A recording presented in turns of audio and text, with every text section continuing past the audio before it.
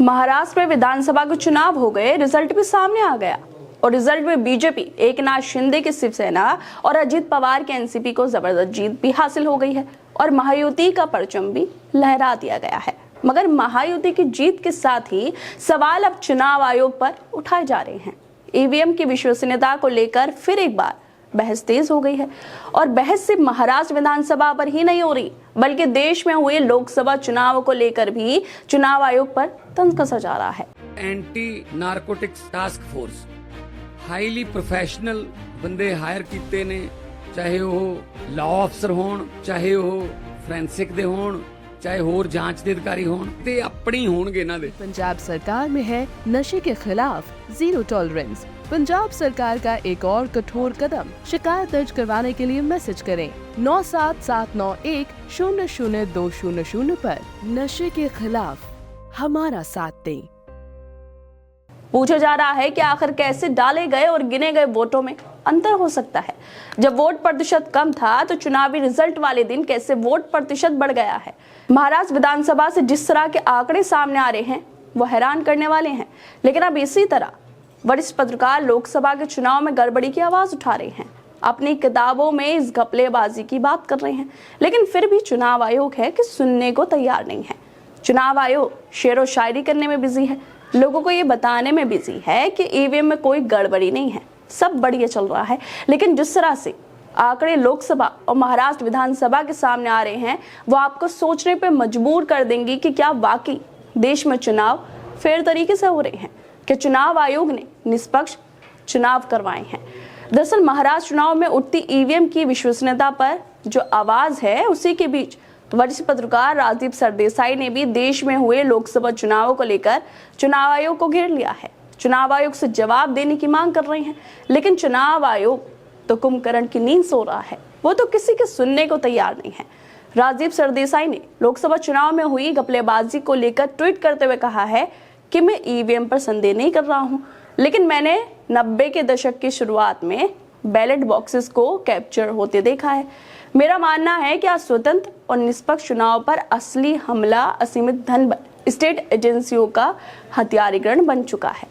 लेकिन मेरे आसान सवालों का जवाब अभी तक इलेक्शन कमीशन ऑफ इंडिया ने नहीं दिया है कि 2024 के चुनाव में 543 लोकसभा निर्वाचन क्षेत्रों में से 537 में डाले गए और गिने गए वोटों में बेमेल क्यों था, वो आपस में मैच क्यों नहीं करते हैं।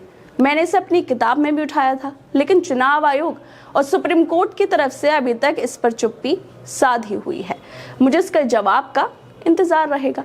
लोग अभी तक महाराष्ट्र विधानसभा को लेकर ही चौंकाने वाले आंकड़े सामने आ रहे थे, लेकिन अब राजदीप सरदेसाई ने भी लोकसभा चुनाव को लेकर आवाज उठा दी है। आरोप लगाए हैं कि 543 लोकसभा निर्वाचन क्षेत्रों में से 537 में डाले गए वोट और गिने गए वोटों में फर्क क्यों था। चुनाव के दिन वोट के आंकड़े कुछ और थे, लेकिन जब लोकसभा का रिजल्ट आया तो ये आंकड़े बदल गए। जो चुनाव के दिन डाले गए वोट प्रतिशत से मैच नहीं खाते हैं।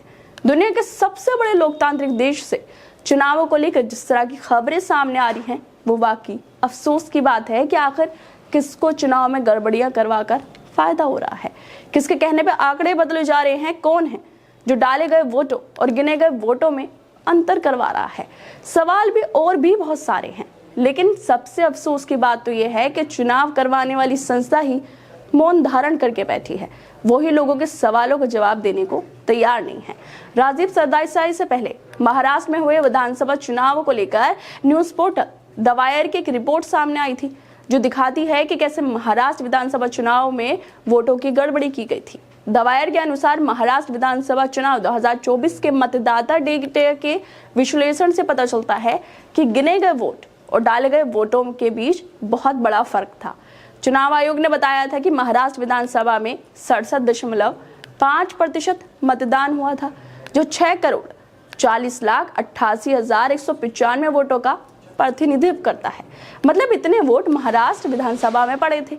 लेकिन जब वोटों को गिनाया गया तो वोटों का यह आंकड़ा बढ़कर 6,45,92,508 हो जाता है, जो डाले गए वोटों से 5,04,313 ज्यादा है। आखिर ये 5,04,313 वोट कहां से आए थे? जब 6,40,88,195 वोट डाले गए थे तो 6,45,92,508 वोट क्यों गिने गए? ये जो लाखों की संख्या में वोट ज्यादा गिने गए हैं, ये किसके वोट थे?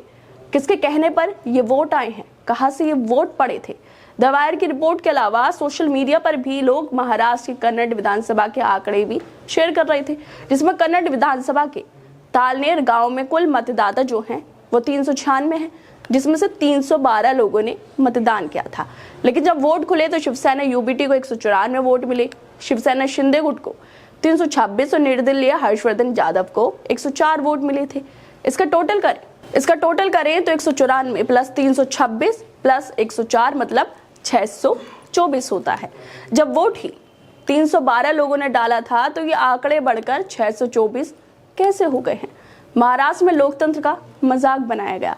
लोकसभा चुनाव में भी जैसे राजदीप आरोप लगा रहे हैं, इतनी बड़ी गड़बड़ियां की गई, लेकिन शायद अब भी चुनाव आयोग शेर और शायरी करेगा, लेकिन असल मुद्दे जो हैं उनसे मुंह फेर लिया जाएगा, जो वाकई बेहद अफसोस की बात है।